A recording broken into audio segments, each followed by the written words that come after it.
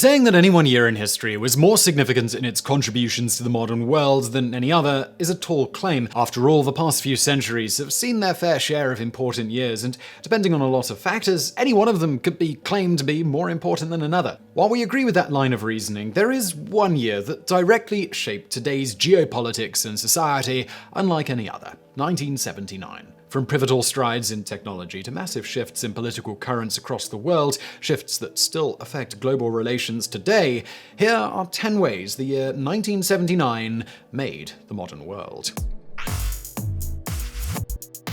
Number 10. The Iran Revolution. The year 1979 brought massive changes to the Middle East, though no event compares to the Iranian Revolution in terms of the scale of its impact.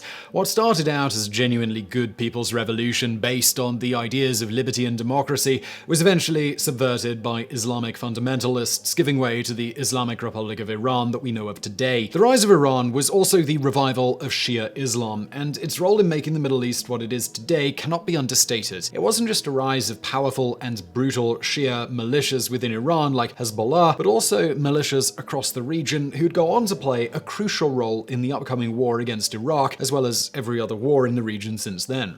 Iran, along with its allies and Russia, is currently winning the Syrian civil war, not because it's a particularly powerful country, but because of the soft power it wields through its militia networks across the Middle East. Their fighting forces are nothing to laugh at either, which would probably not have happened if not for the events of 1979.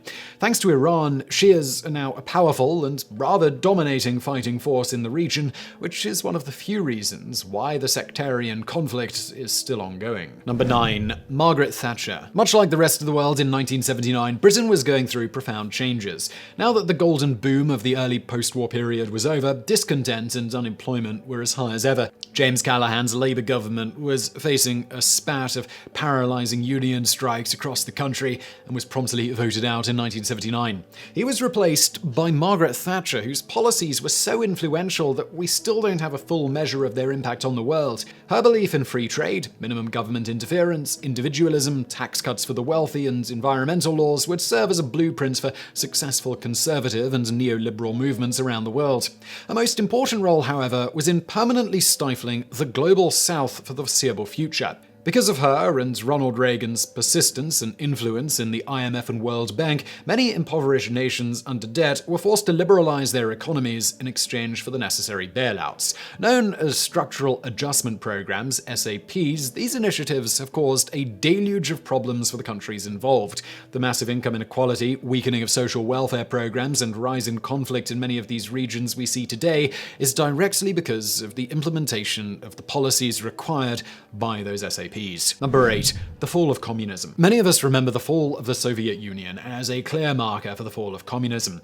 That could be true for its geographical influence, though its fall as a popular belief system had begun much earlier. Much like its victory, communism's defeat was more ideological than geopolitical. While the changes were gradual, many historians agree that the end of communism was marked by John Paul II's 1979 visit to his homeland, Poland. It worked as a spark for the disgruntled and repressed population of the Polish People's Republic, the biggest communist state of the time after the Soviet Union. The various people-led committees formed during and after his encouraging visit would go on to form the Solidarity Movement, which later would overthrow the communist government in 1989.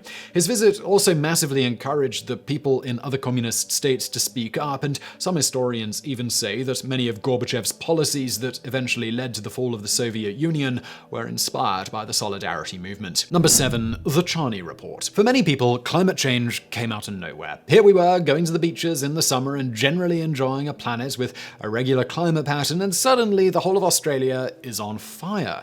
While it may have come as a surprise to many of us, scientists have been saying pretty much the same thing since their first report, which happened to have come out in 1979. Known as the Charney Report, it was the first time a bunch of scientists sat down, did some calculations, and agreed that greenhouse gases, like CO2, may not be entirely good for the planet. It was also the first time someone precisely predicted the rise in temperatures about to happen in the following years. While it did little to sway the general public's mood, it mobilized the science and research community and directly led to the development of many technologies technologies we now use to monitor climate trends. Moreover, its predictions have been accurate in all the years since it was written, proving, if nothing else, that scientists know what they're talking about. Number 6. The Nicaraguan Revolution. South and Central American countries are no strangers to revolutions of all kinds, though the Nicaraguan Revolution in 1979 stands out for its impact on the future of the region. Fought between the Sandinista National Liberation Front (FSLN) and the ruling Somoza Party, the brutal civil war set off a chain of events that shaped the political landscape of South America, as well as set the stage for all of the violent uprisings and crackdowns of the following decades. The war was initially won by the Sandinistas, though the communist nature didn't sit too well with the American interests in the region. Mexico, on the other hand, supported the revolutionary regime, and its military aid to the government in Nicaragua and other rebels in the region further destabilized it. FSLN's war with American-trained Contras, locally trained fighters including pro-Somoza factions, would affect politics in neighboring regions for years to come. Number 5.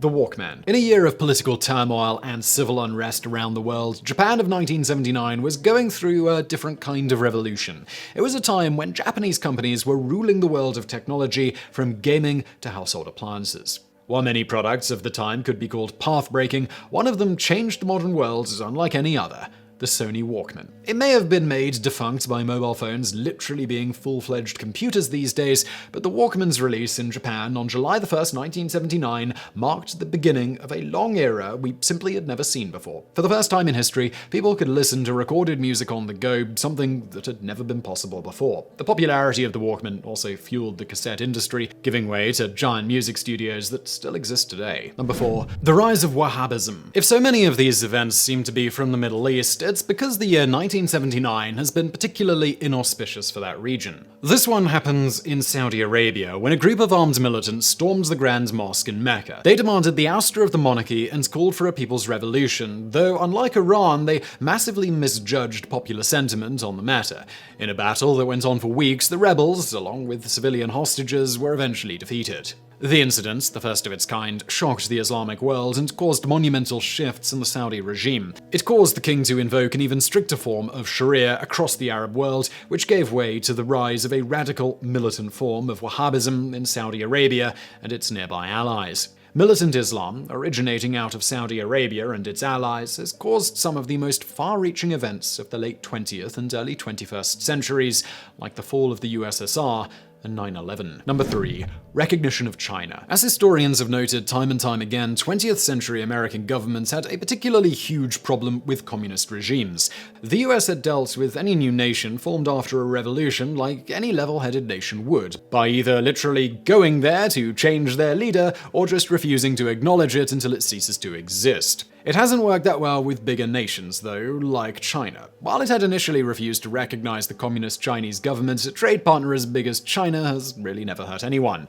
On January 1st, 1979, the USA recognized the People's Republic of China as a nation. That decision, combined with the liberalizing reforms of the newly elected Deng Xiaoping, led to China turning into arguably the most advanced and rapidly developing nation of today. American recognition was soon followed by China formally entering the global market, setting the stage for its ascent to its current place in the world. Number 2. Saddam Hussein seizes power. Saudi Arabia and Iran weren't the only Middle Eastern nations going through massive political and social changes in 1979.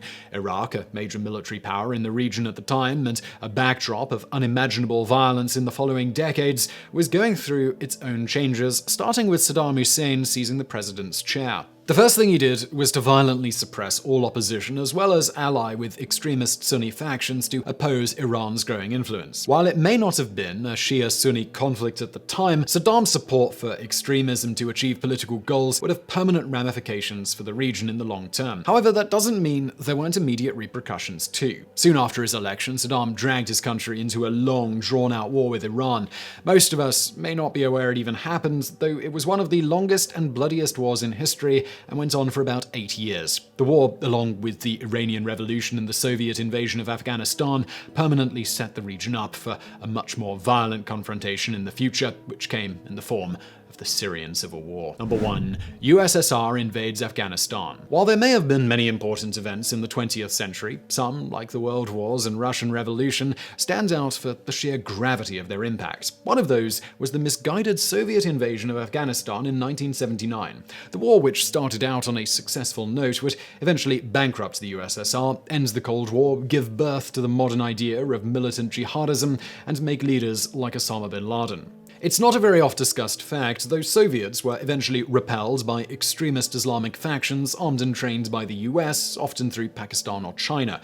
The Islamic fundamentalism so many countries are trying to fight today was initially promoted and encouraged to serve the strategic goal of opposing Soviet influence in that war. While it may have overserved that goal, as the war ended up ruining the Soviets, we're not sure if the trade-off was worth it. The decade-long Soviet invasion of Afghanistan changed the world in more ways than we could count, or perhaps even know of. So I really hope you found that video interesting. If you did, please do hit that thumbs up button below. Don't forget to subscribe for brand new videos just like this every day of the week. Also, if you enjoyed this video, I also think you'll enjoy my other channel, Biographics. We've covered a couple of people that we mentioned in this video on that channel. I'm going to link to it below. And thank you for watching.